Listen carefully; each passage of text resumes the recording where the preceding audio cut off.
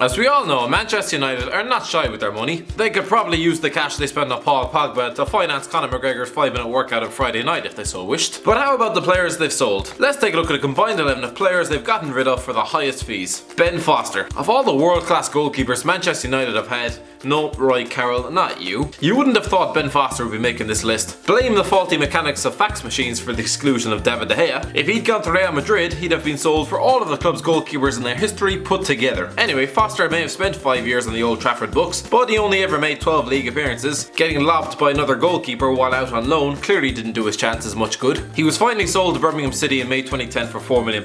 Phil Neville. You can probably blame the existence of Phil Neville's brother for his own inclusion on this list. With Gary having spent nearly 20 years as the club's first choice right back, Man United never had to invest in top quality right backs.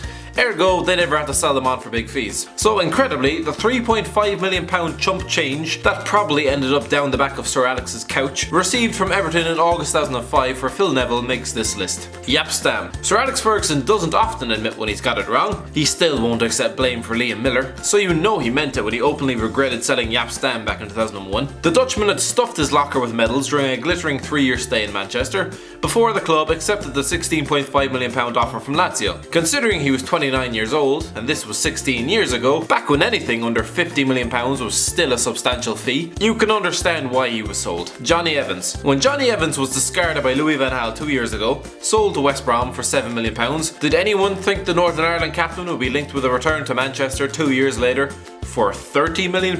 If Evans does complete the switch to Man City, then you've got to hand it to Tony Pulis. He knows how to squeeze lemonade from a rock. Considering Evans will be 30 years old in January, Evans had spent over a decade at Old Trafford, making close to 200 appearances. I wonder if Mourinho would have sold him. Gabriel Heinze. The name that probably sends shivers down the spine of any Man United fan. You have to admire Gabriel Heinze's gall if nothing else. After 3 years at Old Trafford, the former fan favourite decided to burn his cult hero status by threatening legal action against his club for refusing to let him move to their most hated of rivals. Unsurprisingly, he didn't become the first player since 1964 to move to Liverpool from Old Trafford, and was forced to settle for Real Madrid instead, scuttling off to sit on the bench for £8 million.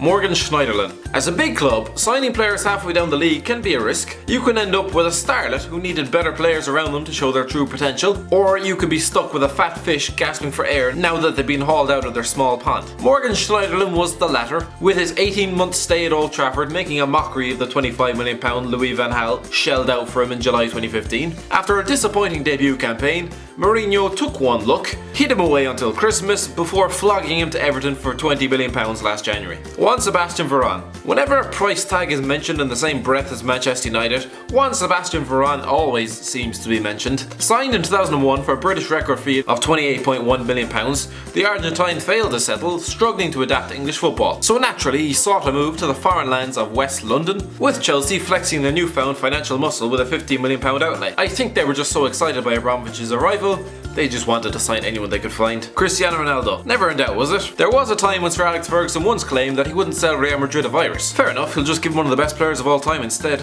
Madrid had just smashed the world transfer record a few days earlier when they spent £56 million on Kaka. By the end of the week, he was quickly forgotten and probably told to go wait in the car while they were unveiling the real blockbuster signing, Angel Di Maria. Arguably the most disappointing signing in Manchester United's recent history, and I say that while this man is still alive and well. The signing of Angel Di Maria, probably dragged kicking and screaming to the northwest of England weeks after the Champions League final, was hailed as a coup and a signal that the club could still attract world-class talent despite finishing outside the top four. The British record signing, at £59.17 million, started brightly but soon dropped off, had his house broken into, and from then on began counting down the clock until he could leave the country, instead of, hiring a better security system. The club didn't recoup their fee, but they still managed to claw £44 million out of PSG that summer. 2 years on, and with the impending arrival of Kylian Mbappe to stuff into a star-studded attack, could Angel end up back in Spain? Cause he's not stepping foot back in England. David Beckham. It was the deal that nobody really wanted, well, besides Real Madrid and his own manager. Ever since that boot went flying into his face, chucked at him from a boss who'd grown increasingly sick of his celebrity lifestyle, the writing was on the wall. He might have been grinning as he held aloft that Real Madrid jersey, signed for £24.5 million, but the England captain was still wishing he was in Manchester, so heartbroken by his own exit that he couldn't even bring himself to watch his former side for 3 years. Don't worry David, you weren't missing much. Danny Welbeck. Yeah, of all the world-class strikers that have passed through Old Trafford, Danny Welbeck stands tall at the top of this team. Does anyone want to explain that one to me? To be fair, injuries have obliterated his career and made sure that he's yet to score more than 4 league goals in a season for the Gunners. Money well spent. Thanks for watching. Don't forget to like, share and subscribe.